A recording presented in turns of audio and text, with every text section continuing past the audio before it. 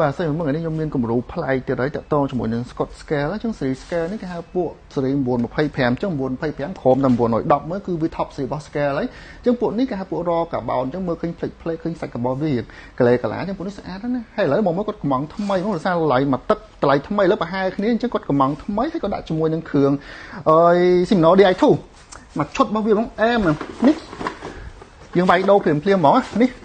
DI2 upgrade kit អញ្ចឹងគាត់កំងនេះគឺកំង DI2 មួយឈុតថ្មីជាមួយនឹងជង្គង់ដាក់ដូរទៅជង្គង់36មួយ DO មួយឈុតយល់មួយឈុតរបស់វាគឺ DO set របស់វាហ្មងអញ្ចឹងឥឡូវ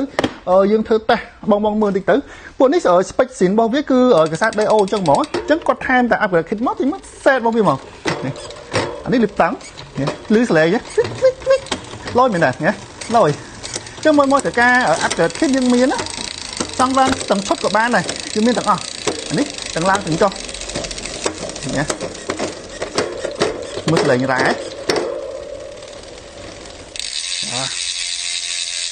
ចឹងប៉ុណ្នេះគាត់ផឹកឡើងបាន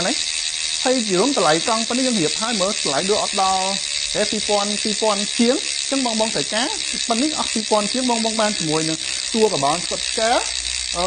ជាមួយនឹងបងប៉កអានេះគាត់ស្ពេចជាងទាំងអស់គាត់ដូរតាអាប់ដេតគិតមួយឈុតដូរអាប់ដេតគិតមួយឈុតដូរជាមួយនឹងថាសថ្មីនឹងមួយឈុតទៀតអញ្ចឹងគាត់ដូរតា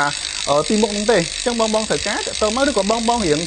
ស្ទើរលុយខ្ញុំមានតម្លៃខំហ្នឹងខ្ញុំនៅសល់ពួក scale 940ពណ៌ក្រហមនៅសល់តែមួយគ្រឿងទេខ្សែអានោះយើងលក់តែ1380ទេអញ្ចឹងឲ្យមួយចង់បាន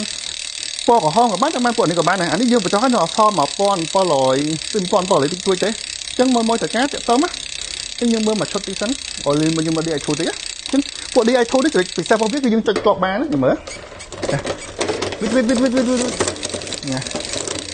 ហើយយើងចុះវិញមកអូលឿនមែនតានេះមួយចូលហ្មងវិត